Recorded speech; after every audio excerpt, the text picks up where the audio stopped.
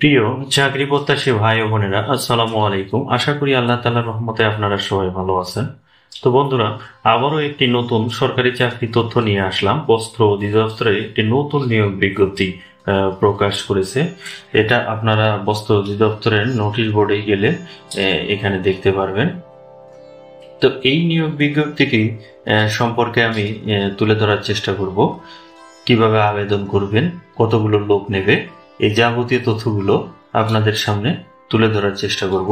তো যদি আপনি একজন চাকরি প্রত্যাশী হয়ে থাকেন, অবশ্যই ভিডিওটি শেষ পর্যন্ত দেখার চেষ্টা করবেন। সেই সাথে বন্ধুরা, কারেন্ট বিডি জব এই চ্যানেলের মাধ্যমে আমি সবসময় চেষ্টা করি নতুন নতুন চাকরির তথ্য আপনাদের সামনে তুলে ধরার জন্য, এবং চাকরি বিষয়ক বিভিন্ন প্রশ্ন, এমসিকিউ প্রশ্ন, বিগত সালের প্রশ্ন, চাকরির বিভিন্ন সমাধান, এই যাবতীয় বিষয়গুলো তুলে ধরার চেষ্টা করি।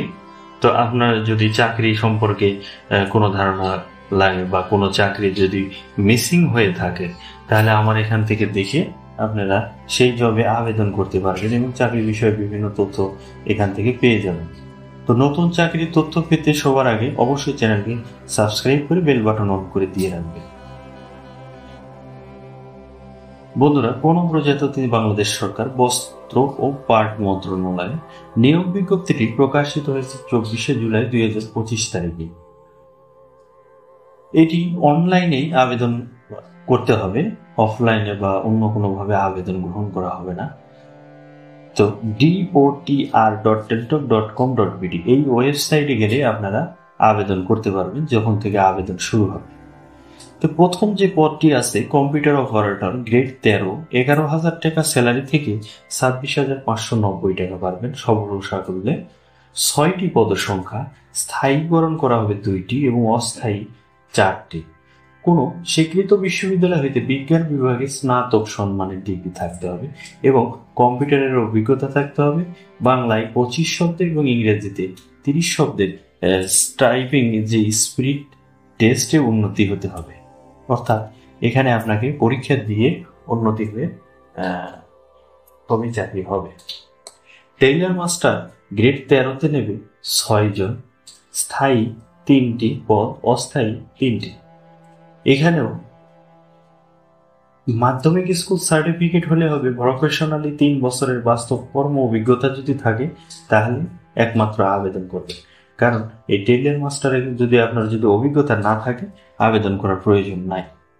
উচ্চমান সহকারী গ্রেড 14, পদসংখ্যা 9টি, স্থায়ী 1টি, অস্থায়ী 8টি। এখানে আপনার জন্য স্নাতক ডিগ্রি লাগবে। এই উচ্চমান সহকারীতে কম্পিউটারের দক্ষতা লাগবে। বাংলায় প্রতি মিনিটে 1 মিনিটের মধ্যে 25 শব্দ এবং ইংরেজিতে 30 শব্দ টাইপিং এর স্পিড আপনার থাকতে হবে। আর্টিস্ট ডিজাইনার 3টি। এখানেও আপনার টেক্সটাইল ইঞ্জিনিয়ারিং, টেকনোলজির বিষয়গুলো বেশি চাওয়া হয়েছে। 5 বছরের বাস্তব কর্ম অভিজ্ঞতা থাকতে হবে। প্যাটার্ন ডিজাইনার গ্রেড 14, 5টি, স্থায়ী 3টি পদ এবং অস্থায়ী 2টি। কোনো স্বীকৃত বোর্ড বা ইনস্টিটিউট ফ্যাশন ডিজাইনে বা ফ্যাশন আর্টস এ ডিপ্লোমা সহ সংশ্লিষ্ট কাজে বাস্তব কর্ম। বেশিরভাগ পদগুলোই আপনাদের টেক্সটাইল নির্ভর।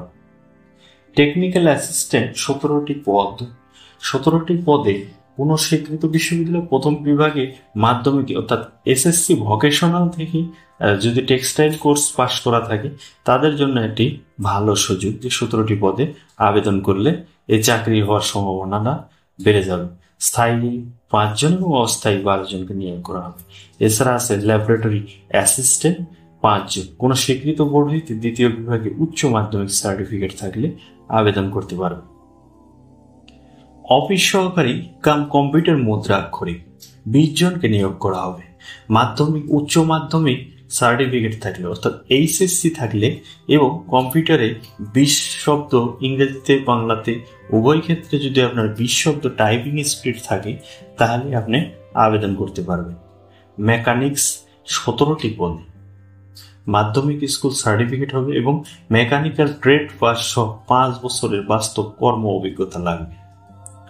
এছাড়া আছে হিসাব সহকারী কাম ক্যাশিয়ার এখানে বাণিজ্যিক বিভাগে উচ্চ মাধ্যমিক অ্যাসিস্ট্যান্ট, আর্টিস্ট অ্যাসিস্ট্যান্ট একজন, অঙ্ক ও চারুকলার পারদর্শিতা হলে উচ্চ মাধ্যমিক সার্টিফিকেট হলে আবেদন করতে পারবে। বয়লার অপারেটর 5 জন, কোনো স্বীকৃত বোর্ড হতে মাধ্যমিক সার্টিফিকেট অর্থাৎ এসএসসি এবং 5 বছরের বাস্তব কর্ম অভিজ্ঞতা লাগবে। ইলেকট্রিশিয়ান 4টি পদে, এখানেও আপনি এসএসসি পাস হলে বা আবেদন করতে পারবেন এবং ইলেকট্রিক্যালের ট্রেড কোর্স পাস এবং সংশ্লিষ্ট ক্ষেত্রে 3 বছরের অভিজ্ঞতা। ল্যাবরেটরি অ্যাসিস্ট্যান্ট 15 জনকে নিয়োগ করা হবে। মাধ্যমিক স্কুল সার্টিফিকেট হলে হবে এবং মাধ্যমিক school certificate vocational textile course pass থাকলে আবেদন করতে পারবেন। অফিস সহায়ক নেবে সর্বোচ্চ সংখ্যক 67টি পদে। স্থায়ী বরণ হচ্ছে 14 এবং অস্থায়ী 53 জন। কোন স্বীকৃত বোর্ড হইতে মাধ্যমিক স্কুল সার্টিফিকেট অর্থাৎ এসএসসি পাস হলে আপনি এই অফিস সহায়ক 67টি পদে আবেদন করতে পারবেন।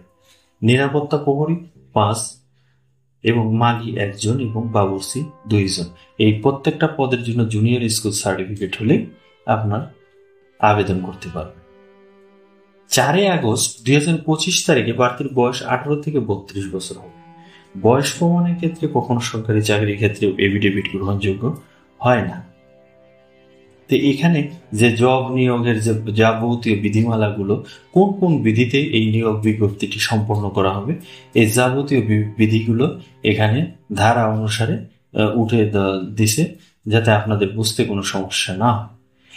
1, 3 এবং 8 নং ক্রমিকে বর্ণিত পদের জন্য লিখিত ব্যবহারিক পরীক্ষায় উত্তীর্ণ প্রার্থীগণ এবং 2, 4, 5, 6, 7, 8, 10, 11, 12, 13, 14, 15, 16, 17, 18 ক্রমিক নামে বর্ণিত পদের জন্য লিখিত পরীক্ষায় উত্তীর্ণ প্রার্থীরাই মৌখিক পরীক্ষা, অর্থাৎ 1, 3, 8 এর জন্য লিখিত এবং ব্যবহারিক দুটেই পাশ করতে হবে, আর বাকিগুলোতে লিখিত পরীক্ষায় পাশ করলে মৌখিক পরীক্ষার যোগ্য হিসেবে আপনি উত্তীর্ণ হবেন। মৌখিক পরীক্ষার সময় সংশ্লিষ্ট শিক্ষাগত যোগ্যতার সনদ, প্রত্যয়ন, অনাপত্তি পত্রের মূল কপি প্রদর্শন করতে হবে। অনাপত্তি পত্রের মানে হচ্ছে যে আপনি যদি কোথাও চাকরি করে থাকেন সেখানকার ছাড়পত্র নিতে হবে। পূরণকৃত অ্যাপ্লিকেশন ফর্ম বা সহ আবেদন দাখিলের সনদ সহ সকল প্রবেশপত্রের সত্যায়িত এবং ফটোকপি দাখিল করতে হবে। ইউনিয়ন, পৌরসভা, সিটি কর্পোরেশনের কর্তৃক প্রদত্ত নাগরিক সনদ প্রদান করতে হবে। কোঠা থাকলে আপনি কোঠার যে কাগজপাতিগুলো সেগুলো জমা দিতে হবে। লিখিত, মৌখিক ও ব্যবহারিক পরীক্ষায় অংশগ্রহণের জন্য কোনো প্রকার ভাতা প্রদান করা হবে না। আবেদনের শর্তাবলীতে উল্লেখ করা হয়নি এরূপ ক্ষেত্রে সরকার কর্তৃক জারিকৃত বিধিবিধান প্রযোজ্য হবে। অনলাইন ব্যতীত কোনো আবেদন গ্রহণ হবে না, যেটা আমি শুরুতেই বলে দিয়েছি। আপনার যদি পরীক্ষায় অংশগ্রহণের বা আবেদনের ইচ্ছা থাকে তাহলে dotr.teltok.com.bd এই ওয়েবসাইটে সরাসরি চলে যাবেন এবং এখান থেকে আবেদনটি সম্পূর্ণ করবেন। আবেদন শুরু হবে আগামী 4 আগস্ট 2025 তারিখ রোজ সোমবার সকাল 10 ঘটিকা থেকে এবং শেষ তারিখ 31 আগস্ট। প্রায় 1 মাসের কাছাকাছি সময় পাবেন, কিন্তু আমি বলবো যে অবশ্যই তাড়াতাড়ি আবেদন করে রাখবেন। আপনার যদি আবেদন করার ইচ্ছা থাকে তো শুরুর দিকে আবেদন করবেন, কারণ শুরুর দিকে আবেদন করলে ঝামেলাটা কম হয়, পরবর্তীতে সার্ভারের কারণে অনেক সমস্যা হয়ে যায় শেষের দিকে।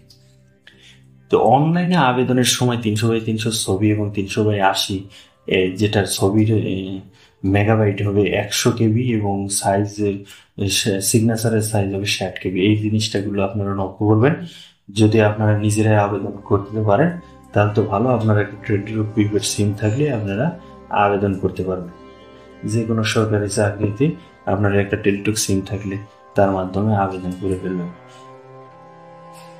তো এখানে 1 থেকে 13 নং পদের জন্য 112 টাকা এবং 14 থেকে 18 নং পদের জন্য 56 টাকা আপনাকে দিতে হবে।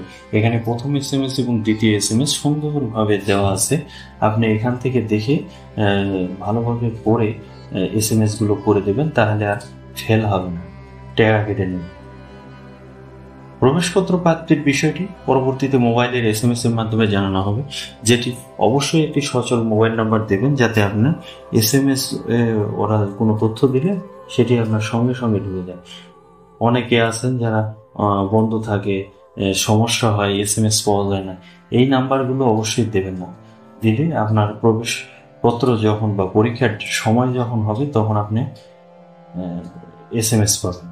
তো ইউজার আইডি আর পাসওয়ার্ড অবশ্যই পাবেন, সেটা সংরক্ষণ করে রাখবেন সুন্দরভাবে।